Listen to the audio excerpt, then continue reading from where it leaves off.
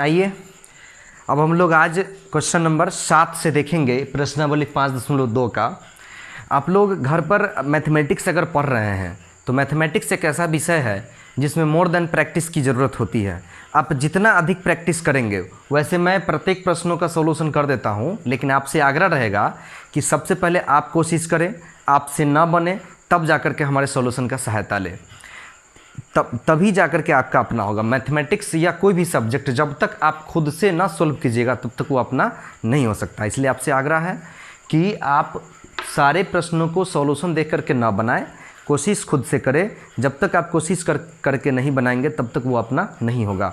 मैं बना रहा हूँ, ये मेरा ही अपना रहेगा, आप बनाइएगा तब जाके आपको अपना होगा। ये मेरा वीडियो केवल आप समझने के लिए देखें, बाद बाकी बनाने का काम आप खुद से करें। दिक्कत हो फिर से रिप्ले करके देख ले। धन्यवाद। आगे हम देखते हैं क्वेश्चन नंबर 7 देखते हैं। 7 में कि उस एपी का 31वां पद ज्ञात कीजिए जिसका 11वां पद 38 और 16वां पद 73 है।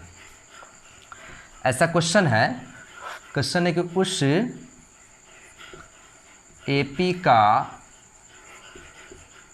31वां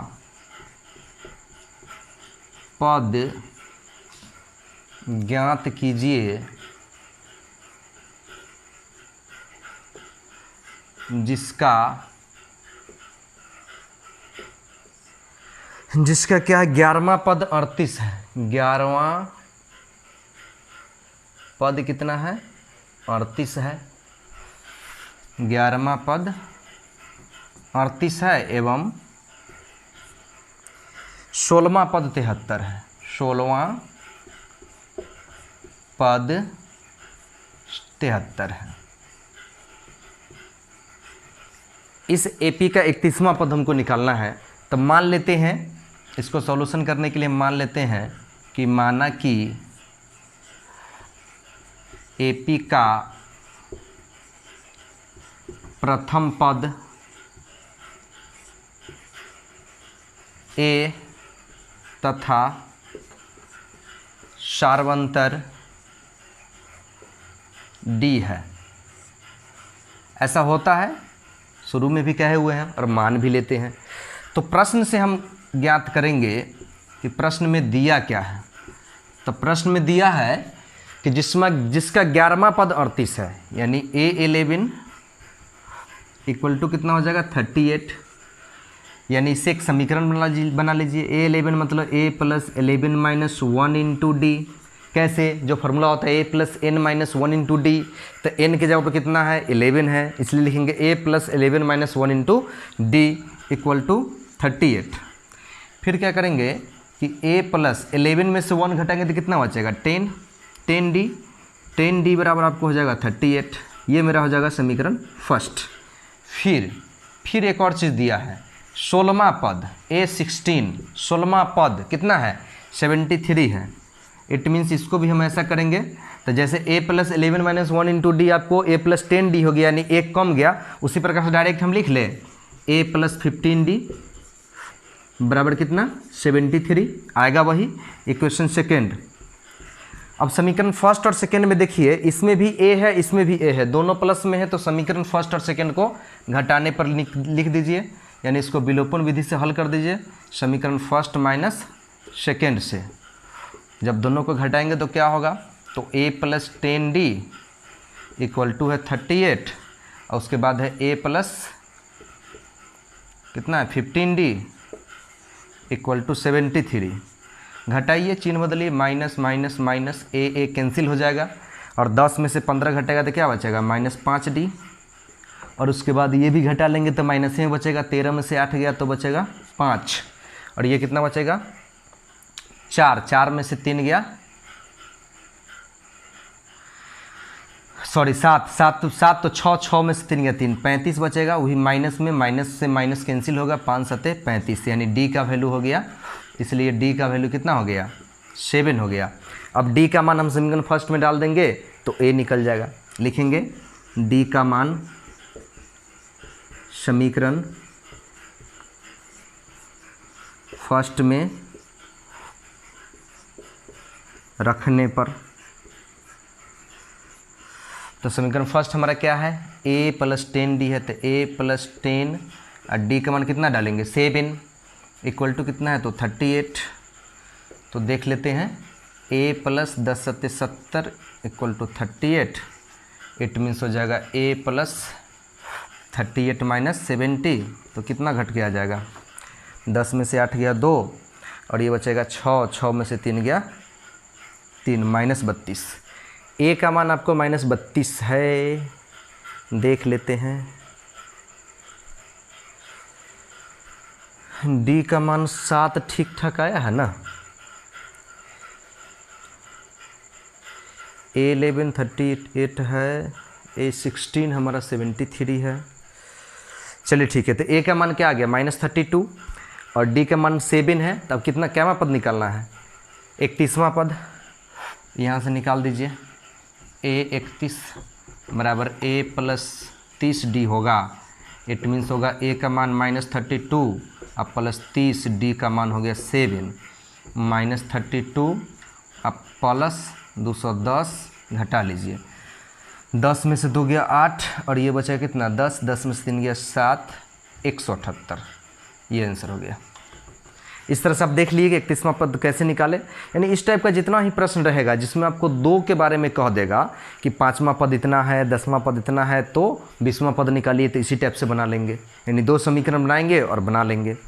अब देखते हैं कुछ प्रश्न आगे वाले प्रश्नों को, तब जाके आपको ज़्यादा समझ में आएगा।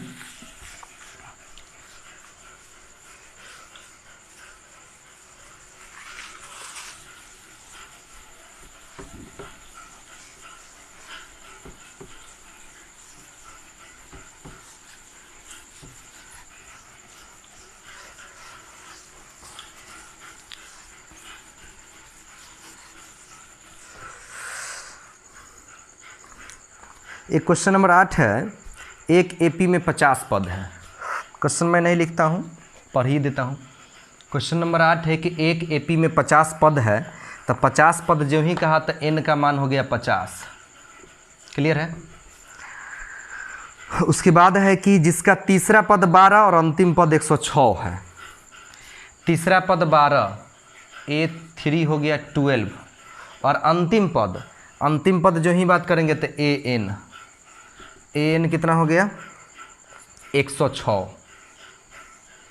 an हो गया 106। तो इसका 29वां पद ज्ञात कीजिए। 29वां पद का मतलब हुआ कि A29 बराबर व्हाट। यही आपका क्वेश्चन है। n मालूम है, A3 मालूम है, an मालूम है, A29 निकालना है। तो क्या करते हैं, पहले हम A3 जो दिया हुआ है, चूँकि A3 बराबर है 12, इससे हम कुछ प्राप्त करते हैं। इसको लिखेंगे a plus 3 minus 1 into D equal to 12। फिर क्या होगा, तो फिर होगा a plus 2d equal to 12। फिर a बराबर 12 माइनस 2d। चलिए a का ज़रूरत जहाँ पड़ेगा वहाँ हम ले लेंगे। इसको मान लेते हैं इक्वेशन फर्स्ट। अब चले आते हैं, अब क्या दिया हुआ है, अब दिया हुआ है an। चूँकि an बराबर कितना है, तो 106 है। n का मान है कितना, 50 है। तो a plus n minus 1 into D बराबर 106। a का मान कितना है, तो a का मान हम अभी भी निकाले हैं। a का मान क्या लिखे हैं, a का मान है 12 माइनस 2d। चलिए यहाँ n का मान कितना हो गया, प्लस n का मान हमारा है 50, तब 50 minus 1, 50 minus 1 into D equal to हो गया 106। अब क्या होगा कि 12 माइनस 2d और d से गुना कीजिए तो क्या हो जाएगा, प्लस 50d और d को माइनस 1 से गुना करेंगे तो minus d। Oh my God, रुक जाइए, 50 में से गया 49, डायरेक्ट लिख देते हैं 49d इक्वल टू 106। उसके बाद क्या होगा कि 49d में से 2d घटेगा तो कितना बचेगा, 47d। अब 106 में से घटा देते हैं हम 12, तो 47d बराबर 12 घटाइएगा तो यहाँ बचेगा 94। ये कट जाएगा 2 मरतबे, इसलिए d का मान कितना हो गया 2। और समीकरण फर्स्ट से ये जो मान हम डाले हैं यहीं पर लिख देंगे कि समीकरण फर्स्ट से डाले हैं। a का मान कहाँ से डाले हैं, समीकरण फर्स्ट से, तो फर्स्ट से लिखेंगे। उसके बाद d का मान उसमें डाल देते हैं, समीकरण फर्स्ट में तो ए निकल जाएगा, तो लिखेंगे समीकरण फर्स्ट में डी का मान डालने पर, डी का मान डालने पर, तो समीकरण फर्स्ट में डी का मान डाल देंगे तो क्या हो जाएगा, ए बराबर 12 माइनस 2d, तो डी का मान 2 है, यानी 12 माइनस 2 दूना 4, इसका मतलब 8। ए निकल गया, डी निकल गया, हमको निकालना क्या है, 29वां पद निकालना है। चलिए तो इसके बाद हम 29वां पद निकाल देते हैं, इतना आप नोट कर लीजिए, उसका 29वां पद।